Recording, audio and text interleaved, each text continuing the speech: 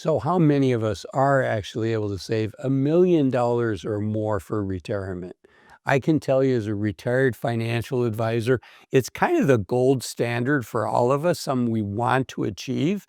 But unfortunately, very few of us will be able to make that happen. And in today's video, I want to share what those numbers are and why it's so difficult. So first, we're going to go over how long it takes to save $1 million, and then I'll share what percent of the United States has actually been able to do that. So let's jump in.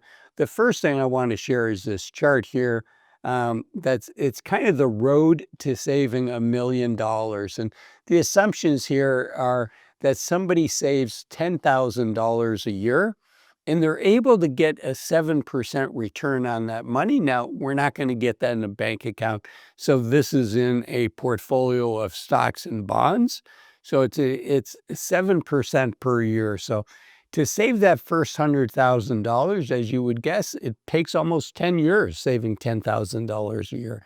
Turns out it takes a little bit less than 8 because we have compounding returns working in our favor. So that's a long time to save that first 100,000. The next 100,000, though, only takes 5 years. And that's because we have the first $100,000 working hard for us. For instance, in that first year after we save the $100,000, that base is giving us $7,000 in addition to the $10,000 that we put in. So you can see down below there's a blue line, there's a blue font and purple font.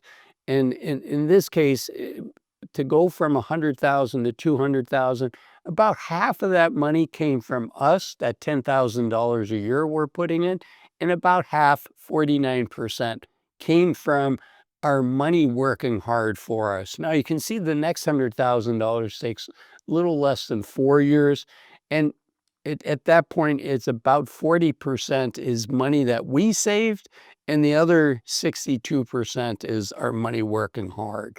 And so if you add up all of those numbers, you can see below, 5.1, 3.7 years, 3 years, 2.5, 2.1. If we add up all of those years, it's about 33 years. Now, interestingly, I want to show you the last $100,000 to go from 900,000 to $1 million. Instead of it taking that 7.84 years that the first 100,000 took, it took about 15, 16 months to do that, 1.35 years. So it compounds and it helps us out. So it takes a little over 30 years saving $10,000 a year and getting a pretty healthy return of 7% on that money in order to be able to save $1 million. Okay, so it's not easy is what I want to start with. So this article by The Ascent, which is a division of the Motley Fool, how many people really save $1 million? You can see almost 60% of Americans have $10,000 or less saved in accounts. And then 10,000 to 100,000 is another 20%.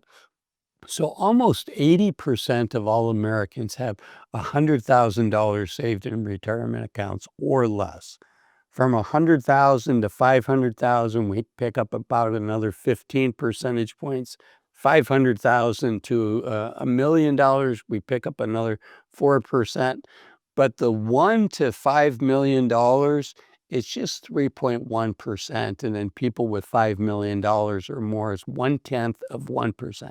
This is in retirement accounts. So it's fair for somebody to push back and say, hey, Azul, what about their net worth? And net worth is the value of all of your assets, your home, your cars, etc., all your savings account minus your liabilities. So for most of us, it's the money we've been able to save plus the home equity in our homes. So this comes from the Federal Reserve Survey of Consumer Finance, is the most recent study. And you can see for people less than 35 years old, the median net worth. So this is all of the savings accounts, all of the taxable accounts, and the home equity in your home. Somebody less than 35 years old has a net worth median, half did better, half did worse, of a little less than $40,000. 35 to 44, it's a little over 135,000. 45 to 54, a little less than 250,000. 55 to 64 is a little less than 365,000. So that's when people are starting to think about retiring. 65 to 74 is when most people retire. In the US, it's about 410,000. Interestingly, you can see the net worth goes up, and that's because for a while the growth on the money exceeds the money that people are taking out. And so it starts to climb for a period of time, and then it starts to go down. And then 75 plus, it's about 1/3 of $1 million. Okay. So that shows us, and for most people, their home equity is about half of their net worth. So the home equity for somebody 65 to 74, let's say they have 200,000 in home equity, that would say they have about $210,000 saved. Far cry from that $1 million that we're striving for. Okay, so to see the people that have $1 million saved by net worth, not just in retirement accounts, I want to pivot to Kiplinger's. It's compare your net worth by age. And you can see here the top quartile of people, 55 to 64, have a little over $1 million. And so that's the top quartile. So what this tells me is from a net worth standpoint, about 1/4 of all Americans have a net worth when they're 55 to 64 of about $1 million or more. And then if you're curious, what does the top 10% look like? The 55 to 64 is closer to $3 million, 65 to 74 is closer to $3 million. So the top 10% of Americans have a net worth at about retirement age of about $3 million. Now, I want, again, very few of us are able to save this $1 million for retirement. So there's another Motley Fool article that talks about, are you in the top 3% of retirees, getting back to that 3% retirement? But I want to share with you the factors that they say lead people, the folks that are in this category, what are the common traits that they have?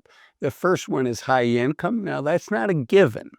Over half of all Americans that make $100,000 a year or more don't save a dime, but it certainly helps to have a bigger salary.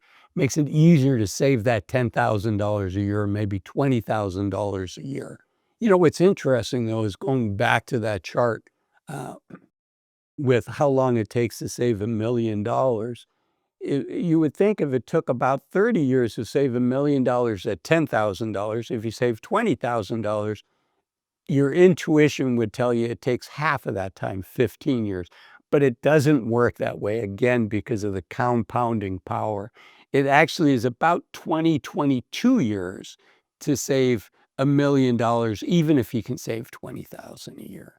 Okay, let's go back to this 90% of net worth. We talked about that, the characteristics. So the first one is high income. The second one is home ownership. It's because historically, over the last 30 years, it's certainly been a good time to own a home. Homes have gone up in value. And then education. Having a college education is something that they say makes it more likely to be in this group. You don't need to have a college education to be able to do this, but it's more people do have college educations. If you like this video, the YouTube algorithm says this is the next video of mine specifically for you that you should watch next. Thanks for watching this one. Bye-bye.